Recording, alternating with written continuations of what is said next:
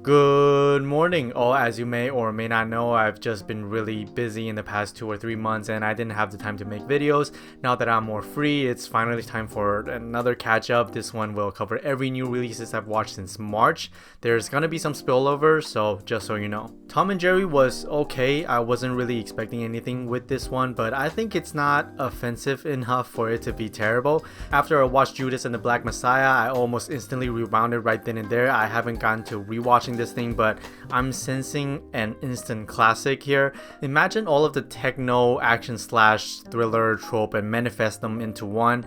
You have Sentinelle on Netflix. Raya and the Last Dragon's third act I thought was incredible, and I really love the filmmaking and how the camera moves in this one. Very energetic. I would not have watched History of Swear Words if it wasn't for Nicolas Cage, and for what it's worth, I think it's a fun and easy enough watch. Pinocchio was a film that flew over so many people's heads until the Oscars came around, and I don't really know why, but this is just not it. Not it for me.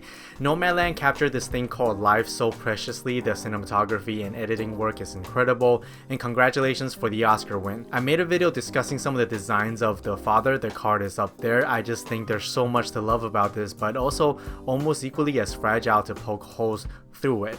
If Minari had come out earlier last year, this definitely would have made it on my best of the year list. This is easily one of my favorites of last year, if I count it as a last year's release, that is. You can judge me and love this one all you want, but it's pretty much more of the same thing for me. I am a fan of this movie's existence though, so cheers. Happily has some interesting themes and ideas when it comes to modernity and marriage. Godzilla vs. Kong felt to me like a very long first act, and if you want fights and colors and fights and roaring and fights, I ain't stopping you. Chaos Walking captured the tone really well, especially when you're looking at it from a YA book adaptation perspective. I'm not going to comment on Seaspiracy from a documentary filmmaking standpoint, but I do think there's a lot there with what it's trying to say. Kind of made me feel bad after watching this one. Cherry was a monster of a movie, but a lot of the choices felt a bit much for me. When I watched Boogie, it felt like it's lying to me every other scene, so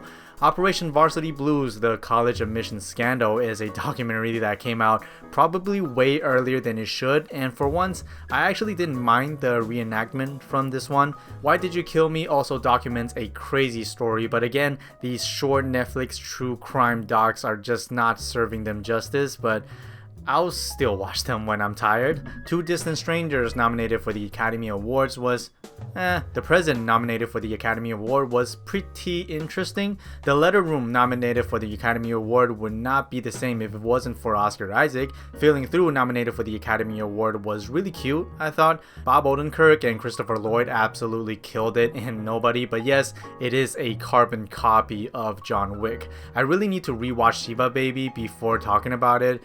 But what I'll say though, it's too stressful. Johnny Depp and Forest Whitaker are both really good in City of Lies, which covers the investigation behind the murders of Biggie and Pac. Concrete Cowboy probably just isn't for me. I thought the whole thing felt a bit too thin and superficial. Stowaway by Mystery Guitar Man on Netflix, go watch this one. I definitely like Arctic more, but I will always support the dude. Things Heard and Seen, I guess wasn't bad, but it's just so boring. Mortal Kombat has a lot of blood, and that's it. Good times.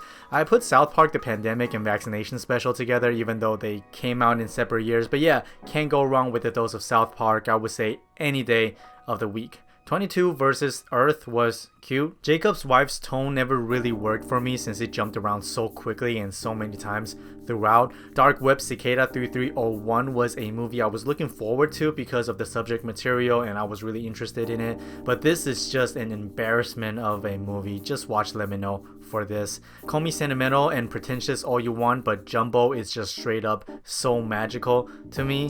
Fear of Rain is not really about Fear of Rain at all. It's about the Fair Rain. You know, I was really on board for a good chunk of this, but it's kind of betrayed me a little bit later on. Monster was a good movie, though it did kind of jump around too much. The way Kelvin delivers certain lines in this is just amazing. Headspace Guide to Sleep, if you're wondering if I was stressed out in the last 3 months, yes, I watched this on Netflix. Voyagers had potential, but I thought it was a misstep, taking a subject that is so infinite and doing it in this angsty way.